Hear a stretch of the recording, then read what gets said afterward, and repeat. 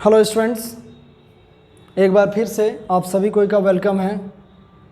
विश्वास batch target 2025 class 12th को ध्यान में रखते हुए जो ये बैच चलाया जा रहा है, स्टेट में रैंक ये हमारा अंतिम लक्ष्य है और साथ में बहुत सारा ज्ञान।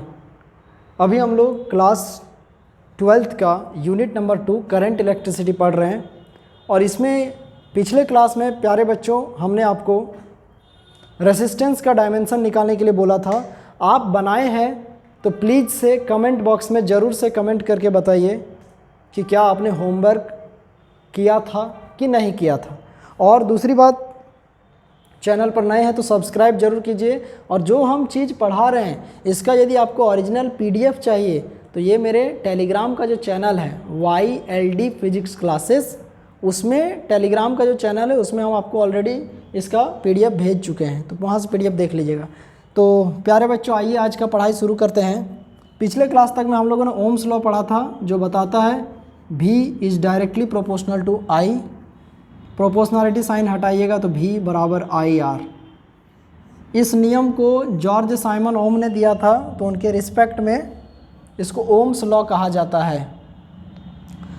जब इसमें V और I के बीच में एक ग्राफ खींचा गया था, पढ़ाई शुरू हो चुका है। अपना सारा कंसंट्रेशन यहाँ पर लगाइए, वीडियो के लास्ट तक बने हुए रहिएगा यदि उत्तम क्वालिटी का ज्ञान चाहिए तो। मान लो ये V है और ये I है। V फॉर पोटेंशियल डिफरेंस या वोल्टेज और I फॉर करंट। कंपटीशन वाले एग्जाम में ऐसा क्वेश्चन आता है। इसके बीच से ये जो लाइन पास हुआ है, ये लाइन बोल सकते हैं, ये लाइन को कहते हैं रेसिस्टेंस। और ये जो VI ग्राफ है इसका जो स्लोप होता है, स्लोप जिसको M से डिनोट करते हैं, और मैथमेटिक्स में आप लोग पढ़ेंगे स्लोप का फॉर्मूला tan थीटा होता है। तो यदि इसका फॉर्मूला हम लोग यहाँ पे देख लेते हैं tan थीटा, और इसको यदि आप ऐसे मान लीजिए एक ट्राइंगल बनाकर मिलाते हैं तो tan थीटा बराबर क्या होता है P/B। ये वाला होगा परपेंडिकुलर, ये वाला V है और ये वाला I है, तो tan थीटा बराबर V/I बराबर R। तो ये मान लो VI ग्राफ है और इसमें ये जो लाइन जाता है बीच से स्ट्रेट लाइन, ये रेसिस्टेंस को बताता है। तो कभी कभी एग्ज़ाम में क्वेश्चन आता है, मान लीजिए क्वेश्चन कुछ इस प्रकार से आता है कि मान लीजिए ये दो लाइन खींचा हुआ है, ये सपोज कीजिए V है और ये I है, दोनों का हाइट सेम है। मान लीजिए इसका नाम दिया गया है A और इसका नाम दिया गया है B। आपसे पूछा जाएगा कि A में और B में किसका रेसिस्टेंस ज़्यादा होगा और किसका कम होगा। तो याद रखिएगा, जिसका एंगल ज़्यादा बनेगा, क्या बोले एक बार और रिपीट कर रहे हैं, जिसका एंगल ज़्यादा बनेगा, जिसका एंगल ज़्यादा बनेगा उसका रेसिस्टेंस भी ज़्यादा होगा, और जिसका एंगल कम बनेगा उसका रेसिस्टेंस कम होगा।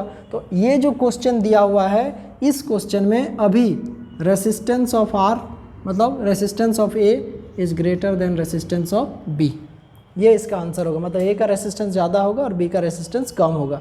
लेकिन कभी कभी कॉम्पिटिटिव एग्जाम में, जैसे NDA का जो एग्ज़ाम होता है या नेवी का जो एग्ज़ाम होता है, उसमें क्या करता है, एक चतुराई कर देता है। चतुराई क्या, यही सेम चीज़ छाप देता है, बच्चों के दिमाग के साथ खेलता है कुछ इस तरीके से।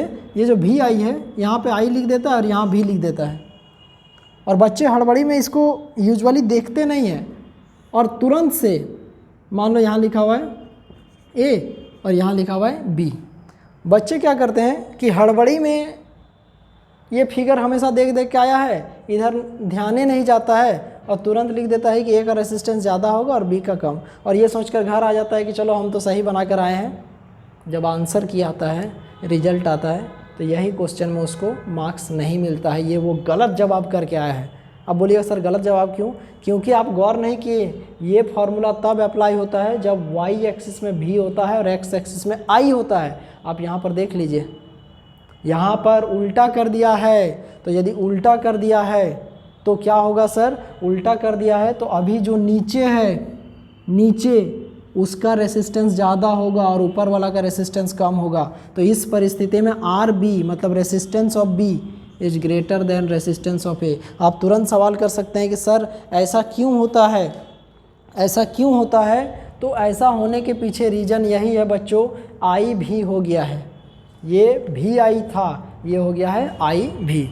इसका आप चाहें तो स्क्रीनशॉट ले लीजिए, हम अभी इसको मिटाएंगे और आगे बढ़ेंगे। एक चीज़ और बता देते हैं, ये जो रेसिस्टेंस के बारे में हम लोग चर्चा कर रहे हैं बार बार, तो ये रेसिस्टेंस आखिर किन चीज़ों पर निर्भर करता है?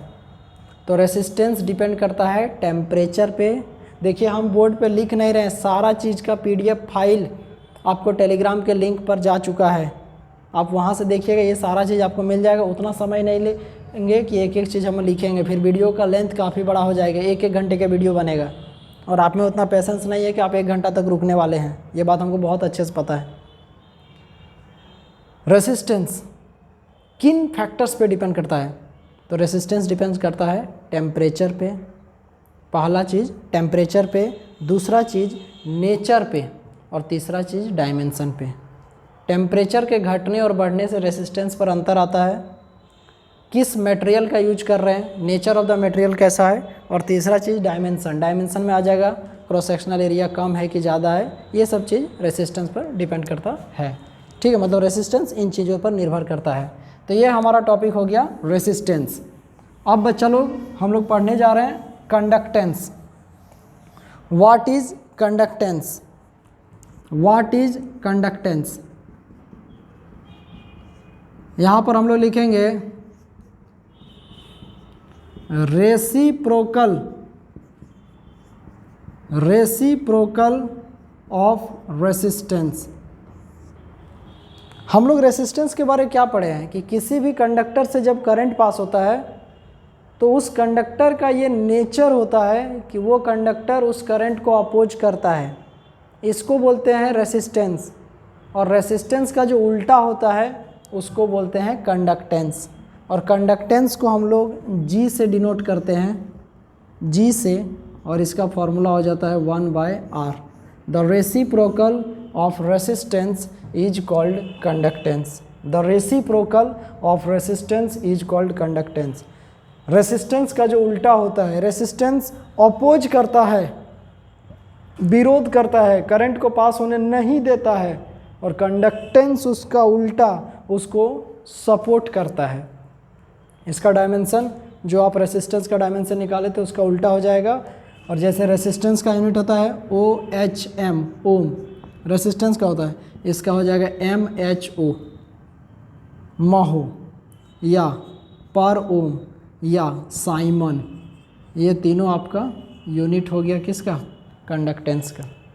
ठीक है, अब इससे आगे बढ़ेंगे तो हम लोग अभी एक टर्म पढ़ेंगे, law of resistance. What is the law of resistance? Resistance का नियम क्या है? देखिए बोर्ड पे, लॉ ऑफ रेसिस्टेंस।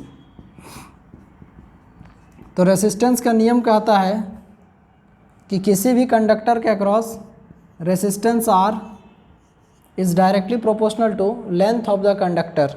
मतलब लेंथ बढ़ेगा तो रेसिस्टेंस बढ़ेगा और लेंथ घटेगा तो रेसिस्टेंस घटेगा। और दूसरा चीज़, resistance R is inversely proportional to area, cross sectional area. मतलब जिसका एरिया ज़्यादा रहेगा वहाँ पर रेसिस्टेंस कम होगा, और जिसका एरिया कम रहेगा वहाँ पर रेसिस्टेंस ज़्यादा होगा। ये सब लॉ ऑफ रेसिस्टेंस है। लॉ माने होता है नियम। अब आप इन दोनों को मिला दीजिएगा तो R is directly proportional to L/A। R is directly proportional to L, R is inversely proportional to A। दोनों को मिला दीजिएगा तो R is directly proportional to L/A। अब यहाँ से प्रोपोर्शनलिटी का साइन हटाइएगा तो R बराबर रो L/A। अब यहाँ पे बच्चे लोग ये जो आया रो, ये एक प्रोपोर्शनलिटी कांस्टेंट है। रो एक प्रोपोर्शनलिटी कांस्टेंट है, और इसको हम लोग आगे जाकर कहेंगे रेसिस्टिविटी। ध्यान दीजिएगा, रेसिस्टेंस नहीं, resistivity. R is directly proportional to L, R is inversely proportional to A, तो R is directly proportional to L/A। Proportionality का साइन हटाइएगा तो एक कांस्टेंट लग जाएगा, इसको बोलेंगे रो, और स्पेलिंग हो जाता है रो का RHO, रो। इसको बोलते हैं रेसिस्टिविटी, या इसी को बोला जाता है स्पेसिफिक रेसिस्टेंस। Specific resistance. अब यहाँ से रो का यदि हम लोग डेफिनेशन निकालें, या रेसिस्टिविटी का यदि डेफिनेशन निकालें, तो क्या हो सकता है?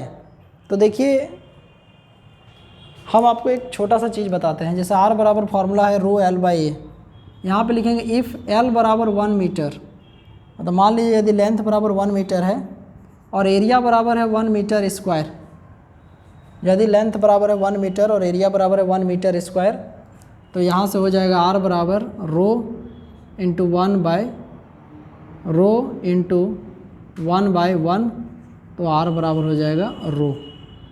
इसका मतलब सर, इसका मतलब यही हुआ कि resistivity of a conductor is defined as the resistance of a conductor whose length is 1 meter and cross sectional area is 1 meter square।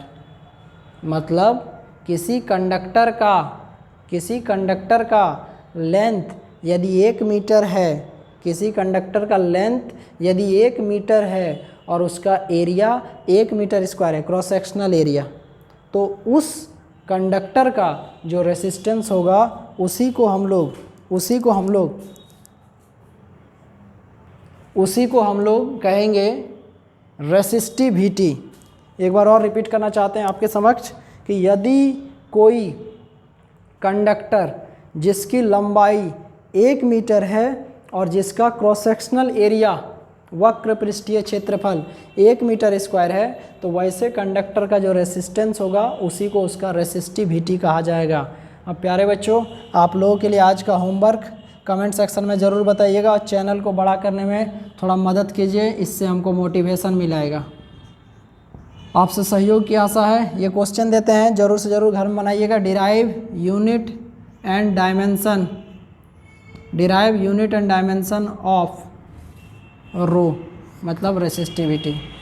आपके लिए होमवर्क है, ये जो रो है इसका यूनिट क्या होगा और इसका डायमेंशन क्या होगा, ये होमवर्क है आपका, बनाइए। और अगले वीडियो में जब हम आएंगे तो आप ज़रूर से ज़रूर कमेंट बॉक्स में कमेंट करके बताइएगा कि क्या आपने होमवर्क बनाया था कि नहीं बनाया था। Okay students, take care of your self. कल एक नए वीडियो के साथ हम लोग दोबारा मिलते हैं। Thank you very much, bye.